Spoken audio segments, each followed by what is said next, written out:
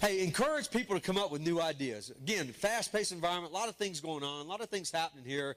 If you have a good idea, don't let someone tell you, oh, we can't do that because this is the way we've always done things. We don't accept that. We are a good organization. Good organizations evolve, learn, adapt, change themselves so they can be more effective out there. So, if someone has a good idea, don't stifle initiative. Some of your best ideas are going to come from the people who have been here for the first time. Why? Fresh set of eyes, right? Looking at something from a whole new perspective. So give them an opportunity to shine. I'm all about stealing good ideas. If we're not talking to AED South to find out how they're doing things and we're trying to recreate the wheel, shame on you. We don't have time to recreate the wheel out there if someone else has come up with a great idea. And if you want to call it your own, I'm okay with that. If you want to give someone else credit, I like the person who comes in and say, hey, we've always done it this way, but I talked to so-and-so, and they are doing it this way, and I think it's more effective for us if we go to the other way of doing it. That to me makes better sense, and I'm more proud of you for doing that because you took the time to investigate it. You didn't waste a lot of time trying to recreate the wheel or just continue to do things the old way just for the sake of doing it that way.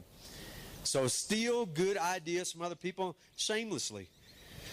We do AARs. Good units do AARs after they've done an operation because you need to find out what you learned, good, bad, or indifferent from it. You do AARs and you do good things, you do AARs and you do bad things. And you learn from them and you share those with others so they don't make the same mistake. I'm in command every bit of 22 hours now, and I've already had a great conversation with Colonel Wam, who is the new Air Force Colonel, who is the new Colonel in charge of AED South. We've shared some ideas already from last night about things that we've seen, some issues that he saw that I saw also. I started doing it last night. I want you guys to do it already too. So, please talk to AED South. If we need to make changes, let's make them. I'm all about changing for the right reasons and doing things the right way. Hey, three kinds of people, three kinds of organizations. Those who create options, those who forfeit options, and those who just maintain options. At the beginning of the day, I got something that we got to do. You got two options. And at the end of the day, if you're the kind of person at the end of the day, I've done something that I forfeited one of those options and now we're only down to one.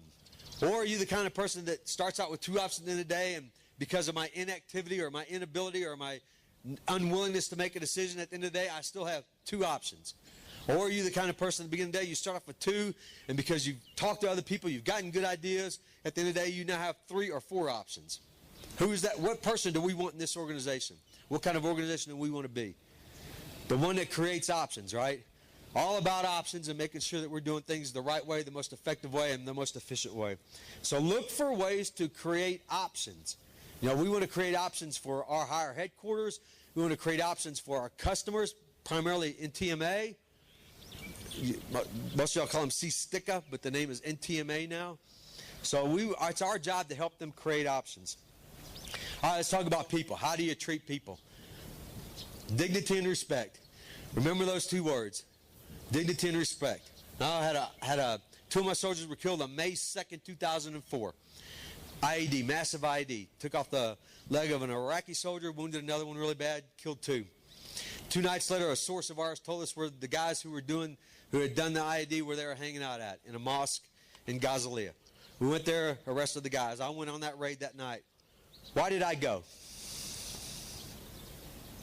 Because I didn't want my guys, because it was that same company, I didn't want them going out there and getting retribution for the action that happened, and they didn't. They were very professional, and they handled it, and they were crying while they were doing it. But I didn't want my guys doing something wrong out there. Now, if they could treat someone that they absolutely hated because they killed their buddies with dignity and respect, then I think we can do the same here, right? So I use that story a lot of times because it's important to me that we treat each other the right way. No tolerance for sexual jokes, sexual innuendos, all the other kind of stuff. The same stuff that you don't do in the States in your office, we don't do here. No tolerance for it. This is a professional organization with a bunch of professional people, and we act like it all the time. I don't like rumor mills. Where do rumors happen at?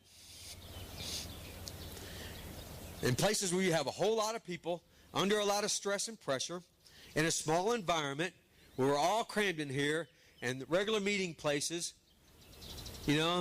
People just go to hang out, mess halls, smoking areas, just wherever people hang out at night.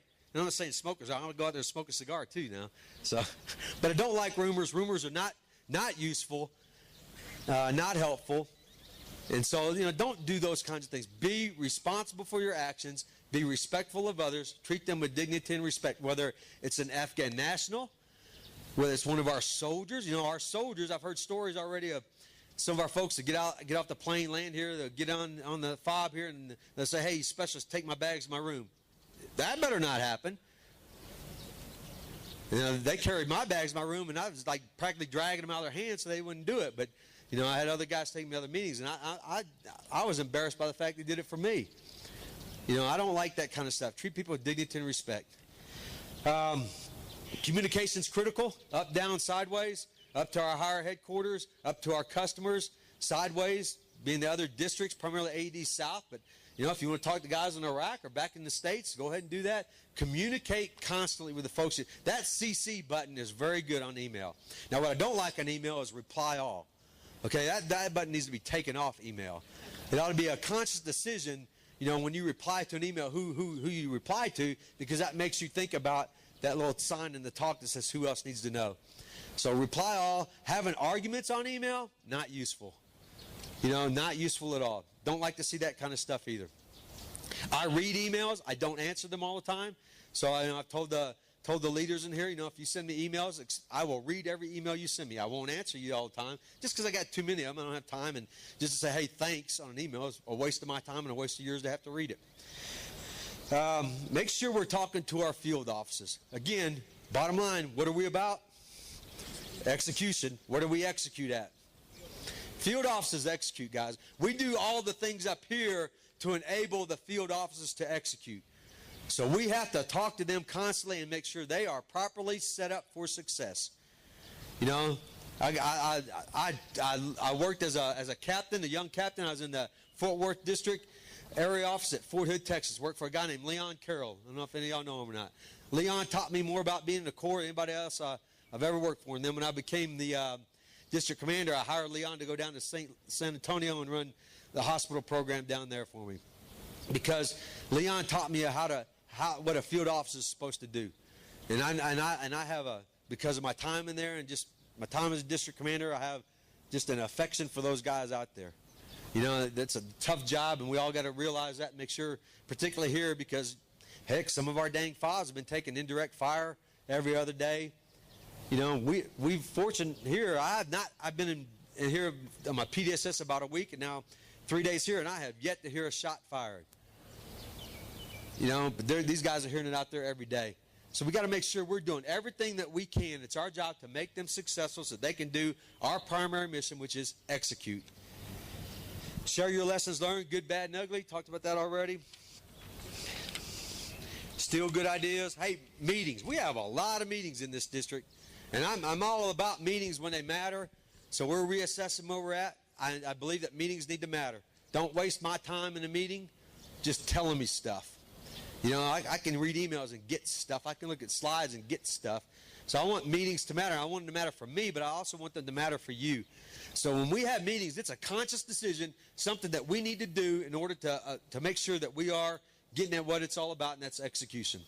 So we may not change a thing. I don't know. But I want meetings to matter. We may just change the agenda, change what we're approaching, how we do it. But I want meetings to matter. You need to make meetings matter. Don't hold on to bad news. Talk about that. Training in combat, it's important. I'd like to start up at least some version of a leader development program here. How many of y'all are enrolled in something like that at home? Okay, not that many. All right.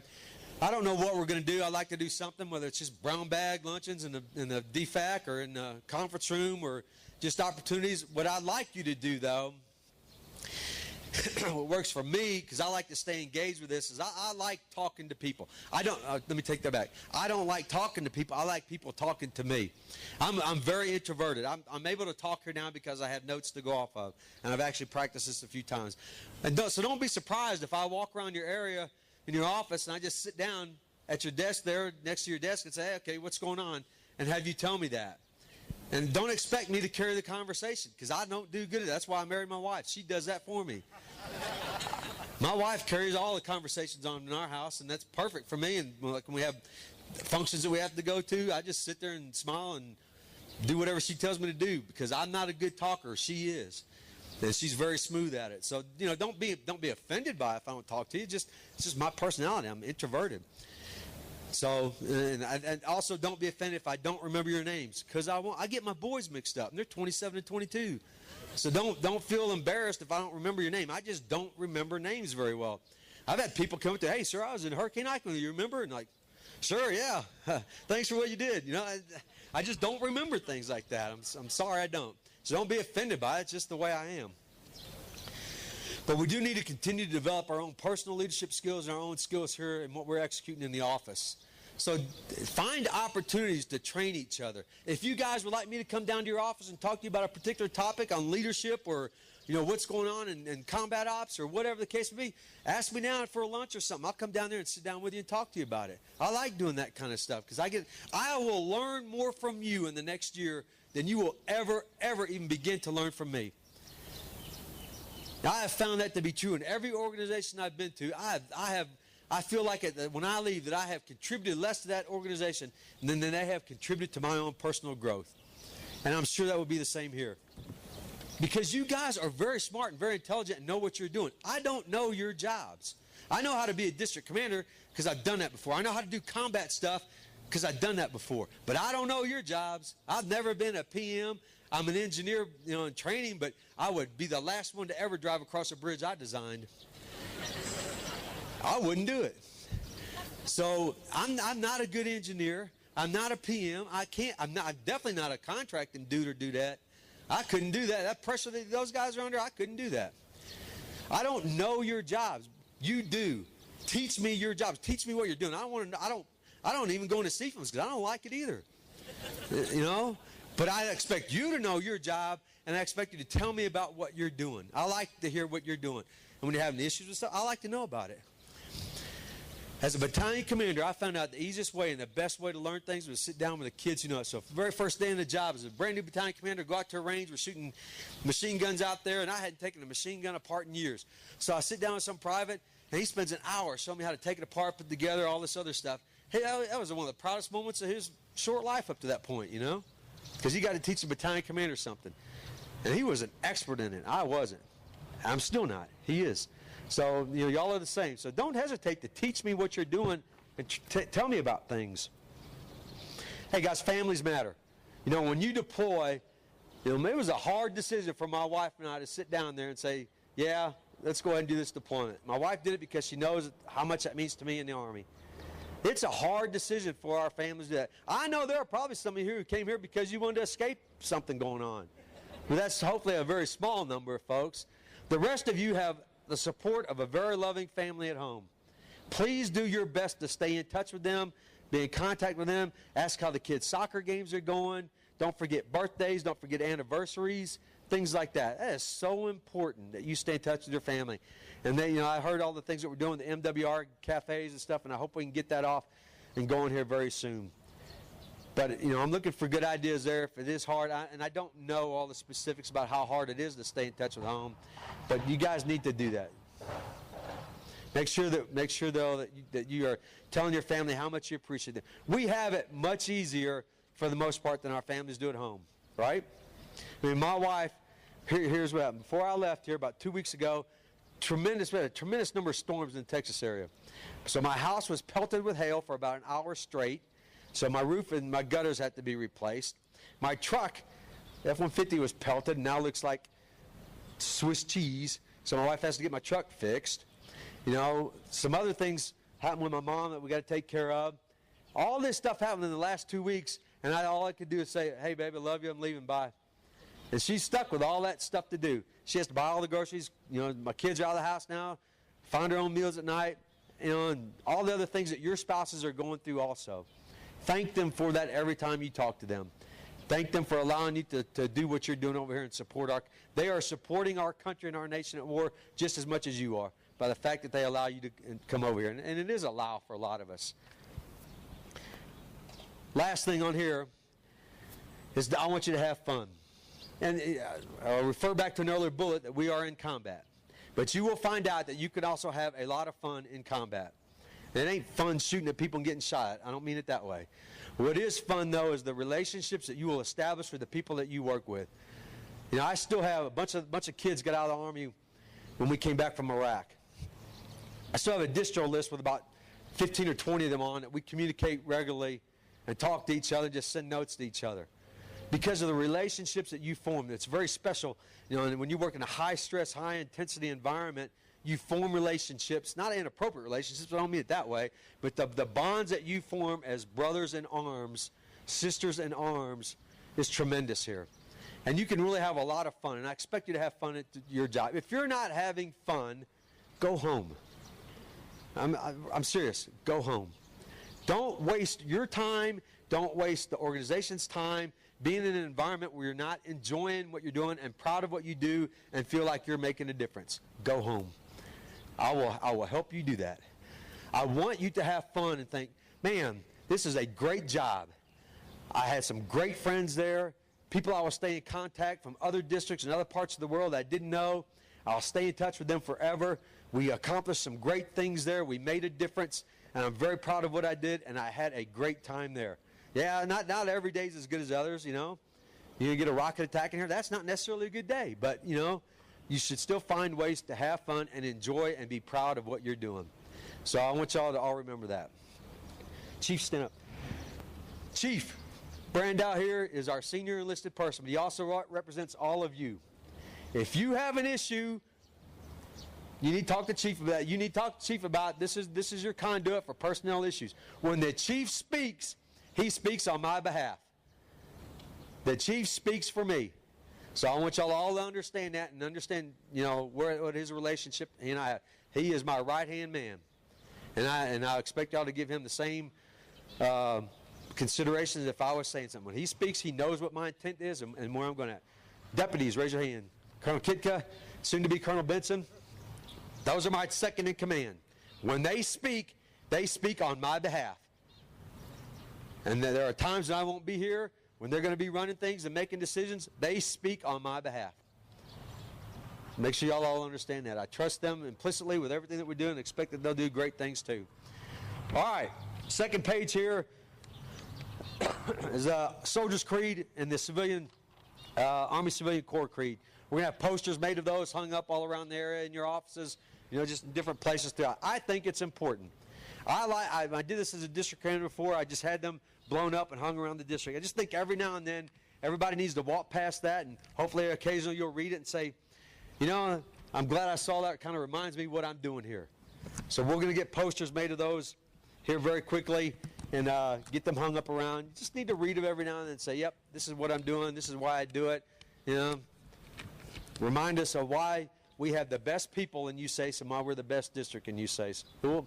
But again, I'm very proud to be your commander, and I'm glad to be here.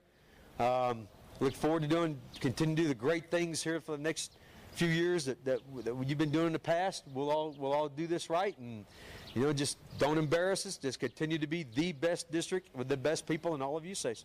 All right, thank you all for being here, and y'all have a great day and go do great things.